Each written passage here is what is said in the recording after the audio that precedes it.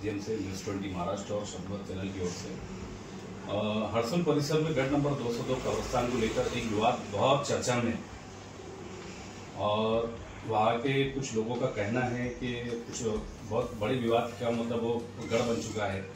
तो हम लोग आपको काफ़ी दिन से तलाश कर रहे थे कि जो नाम ताहिर खटीक का जो आ रहा है, तो इसमें आपका क्या रोल है, क्या अधिकार है, जरा हमको आप तफसील से बताइए। देखो, पहली बात तो जैसा आपने ताहिर को पूछा कि अब इसका रूल क्या है, पहले तो मैं मेरा परिचय कराता हूँ और मेरे तरफ से इसकी जो है तो मीडिया के माध्यम से ये बात को पहुँचाना चाहता हूँ कि मैं एक साहिब खान पठान, अंतर्राष्ट्रीय मानवाधिकार महाराष्ट्र जनरल सेक्रेटरी।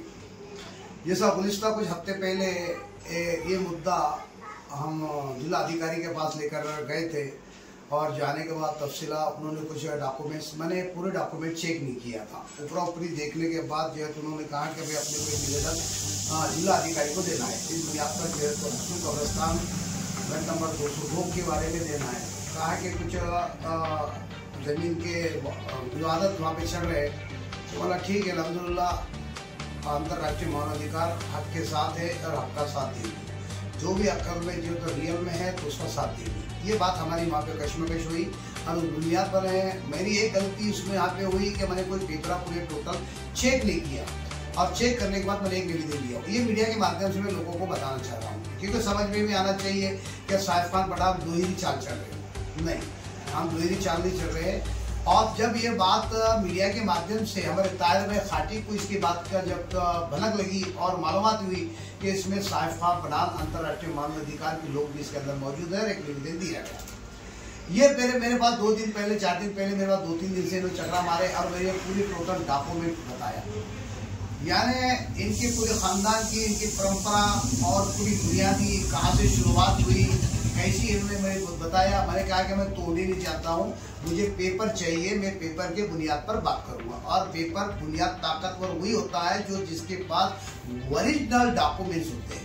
तो इन्होंने जब बताया, हम जब चेक करने के बाद ये पूरे पेपर डॉक्यूमेंट, तो इनकी परंपरा, खानदान, और इन्होंने जो है, सुन लीजिए मेरी बात, सुन लीजिए, पहले मैं बता रहा हूँ, और इन्होंने जो है इनका नाम जो है तो ताहिर खटीक के नाम से जो है तो बाद में जो है तो 2011 के अंदर वक्फ बोर्ड के अंदर इनका नाम वहाँ पे मौजूद है, नोदनी इनका नाम वहाँ पे मौजूद है।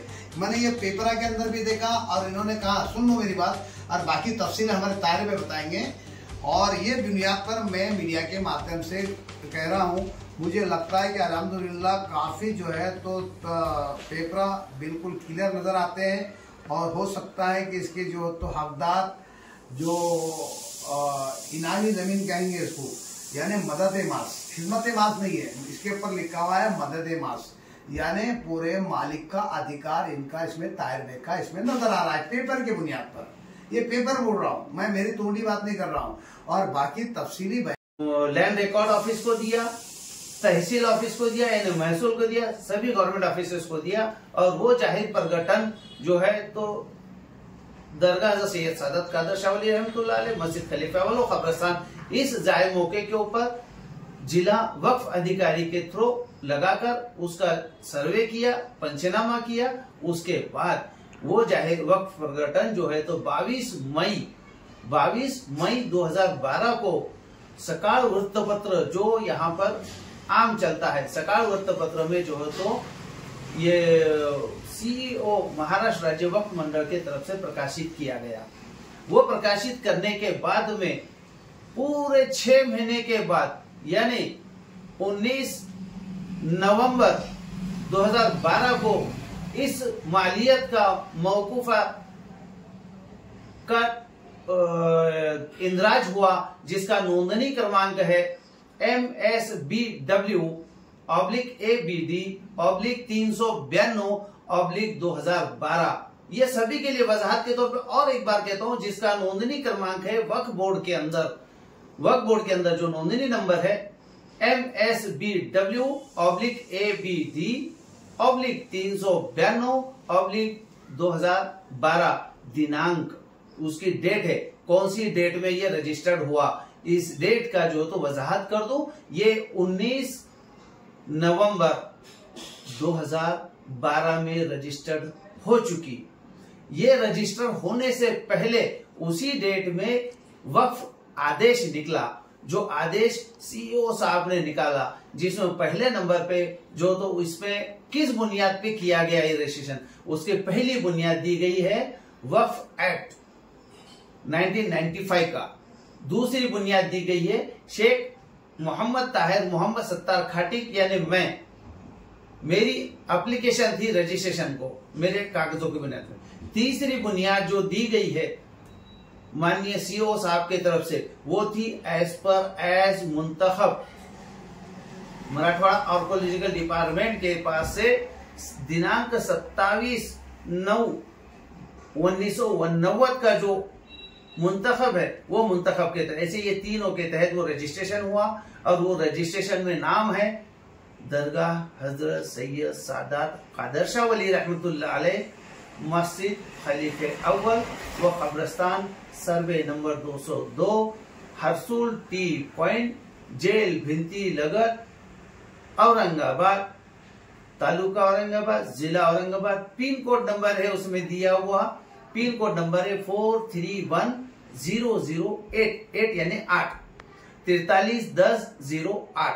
इसके पिन कोड के साथ ये रजिस्टर्ड हुई है। अब जबकि वक्फ बोर्ड के सीईओ जब ये रजिस्ट्रेशन करते हैं मालमत्ता पुस्तक के अंदर वक्फ की, तब रजिस्ट्रेशन करते तो सीईओ एक बहुत जिम्मेदार अधिकारी है, बहुत जवाबदार अधिकारी है। वो गैर जिम्मेदाराना काम किसी के बोलने पे नहीं कर सकते, चाहे जो भी सीईओ हो।